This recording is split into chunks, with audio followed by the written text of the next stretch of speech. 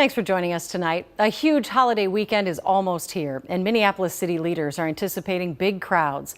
To help keep things safe starting tomorrow night and going through the 4th, they're shutting down the Stone Arch Bridge. But we learned today that closure will be 2 hours shorter than originally planned because of community input.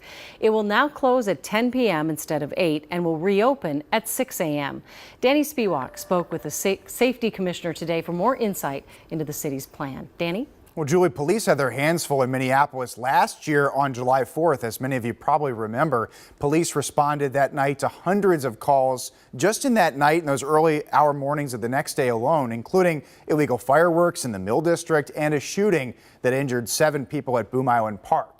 This year, Commissioner Cedric Alexander says they're not going to let that happen again.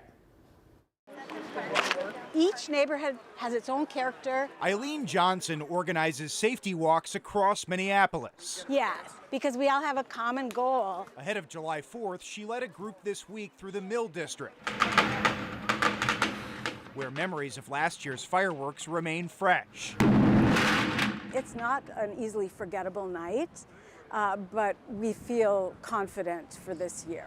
Already, Minneapolis police say they responded to at least one illegal fireworks report on Wednesday night. Illegal fireworks, illegal actions is not going to be tolerated in this community, not as long as I am here. Cedric Alexander became the city's first community safety commissioner last August, 1 month after the July 4th chaos. What is the city doing this year to ensure that that doesn't happen again? Well, we're paying very close attention to those geographic areas, and we're going to do whatever we can with the resources that we have. 2 major events in particular will draw thousands to Minneapolis over the holiday weekend. First, Taste of Minnesota organizers say they'll have 100 MPD officers helping them Sunday and Monday.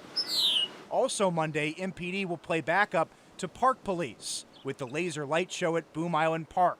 Do you have the staffing right now to be able to cover such a wide area? We all are working in concert with each other, whether it's transit police, park police. Thank you. Also at this week's Safety Walk, MPD First Precinct leadership told neighbors they're devoting more resources downtown during weekend overnights. Dramatic decrease in victims because of the efforts and the work of all these professionals that we work with.